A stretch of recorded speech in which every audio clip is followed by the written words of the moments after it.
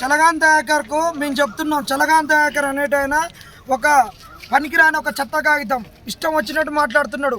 ఇక్కడ చూడు, ఇక్కడ నిరుద్యోగులను అందరినీ కూడా అరెస్ట్ చేసి చలో టీజీపీఎస్సీ అంటే అరెస్ట్ చేసి ఇక్కడ గోషమాల్ స్టేడియంలో వేసిర్రు. ఎంతోమంది ఉంటే వాళ్ళందరినీ భయభ్రాంతులకు గురి చేస్తే ఈరోజు వెళ్ళిపోయినా కానీ ఇప్పటికి 100 మంది దేనికైనా ప్రాణాలకు తెగించి పోరాడతామని ఉన్నారు. దయాకర్, నువ్వు చెప్తున్నావు, నీ ముఖం చూసి ఓట్లేసిర్రా? నువ్వు ఇంతకుముందు ఏ పార్టీలు ఉన్నావు? నీ భాగవతం మాకు తెలియదు. ఉస్మాన్ యూనివర్సిటీలో మీ వ్యక్తిగతాలకు పోదలుచుకోలేదు. వ్యక్తిగతాలు మాకొద్దు. మా నిరుద్యోగులతోటి నీ ఇష్టం వచ్చినట్టు నోరు పారేసుకోకు.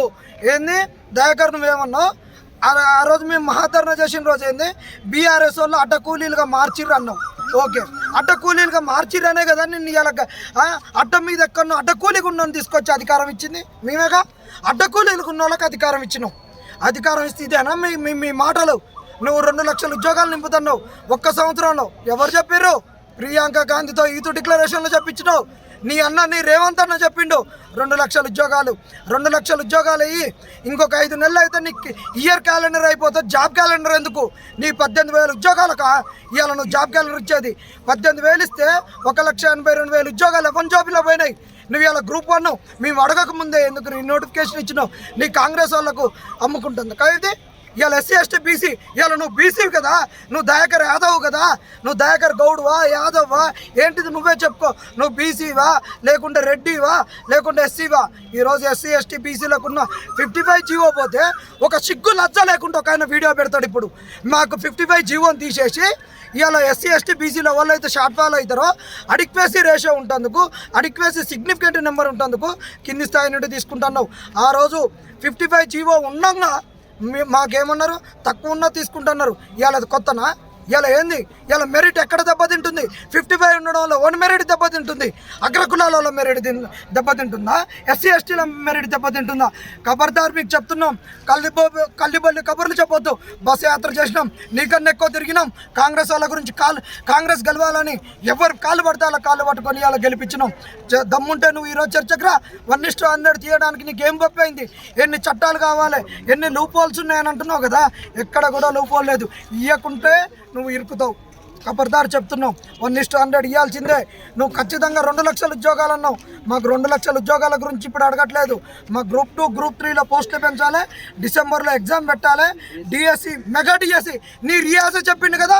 ప్రతి దగ్గర 25,000 స్కూల్ ఉన్నాయి, ఒక్క స్కూల్కి ఒకటి ఇచ్చిన 25,000 మెగా డిఎస్సి అని మీరే చెప్పారుగా, మేనిఫెస్టోలో పెట్టుకున్నారుగా. ఇంకొక ఆయన నీ ఎమ్మెల్సీ వీళ్ళొక్కళ్ళ నిరుద్యోగులు ఉన్నారా? మాకు నిరుద్యోగులు లేరంటే మరి ఈ ఒక్కళ్ళ నిరుద్యోగులు ఉన్నారా అని నీకు అలా సోయలేదా? ఒక్క సంవత్సరం 2 లక్షల ఉద్యోగాలు ఇస్తే ఈ నిరుద్యోగులకే పోతాయని ఇష్టం వచ్చినట్టు నోర్లు బారేసుకొని బీఆర్ఎస్ అని మిన్నో, బీజేపీ అని మిన్నో, ప్రతిపక్షాల మిన్నో ఇది నెట్టి మమ్మల్ని నట్టేట ముంచక్రి. మీరు రేవంత్ రెడ్డి దగ్గరికి మీకేం పనే? మీ పనులు చేసుకున్నందుకు పోతున్నారు. మా పనుల గురించి చెప్తారా? మీ పనులకు రేవంత్ రెడ్డి కలుస్తాడు కానీ మా నిరుద్యోగ సమస్య గురించి రేవంత్ రెడ్డి ఎందుకు కలవడు? నిరుద్యోగుల ప్రభుత్వం అన్నోళ్ళతో నిరుద్యోగులు ఎందుకున్నారు? పక్క రాష్ట్రంలో ఇవాళ రేపు ఆయన గురువు గారు అంటున్నారు కదా, మేము అనట్లేం, పేపర్లు రాస్తున్నాయి. ఆయన గురువు గారు వస్తుంటే ర్యాలీకి పర్మిషన్ ఇస్తారు.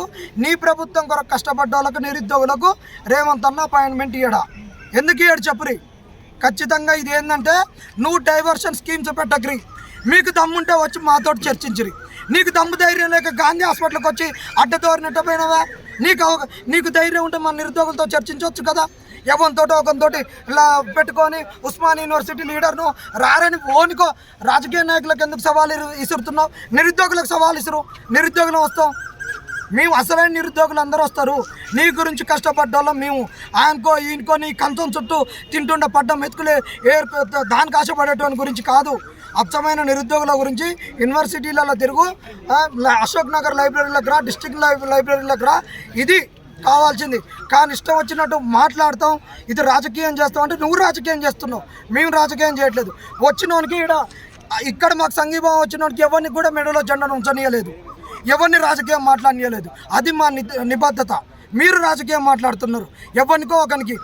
మరి నీకు అంతుంటే మరి మేము మాట్లాడినప్పుడు ఎందుకు స్పందించలేదు? హరీష్ రావు మాట్లాడినప్పుడు ఎందుకు స్పందిస్తున్నావు? అది నువ్వు కదా రాజకీయం చేసేది. మేమంటే లెక్కలేదు. వాళ్ళు మాట్లాడితే మీ ఓట్లు తెంకపోతారన్నా.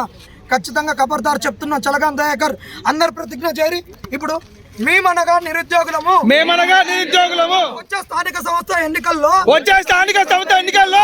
మేమందరం కూడా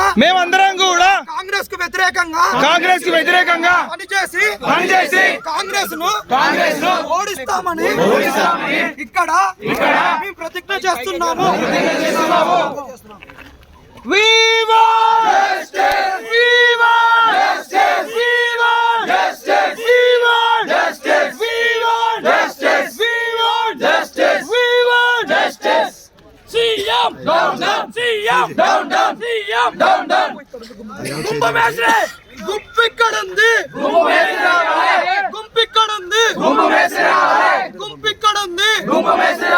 గుంపిక్కడుంది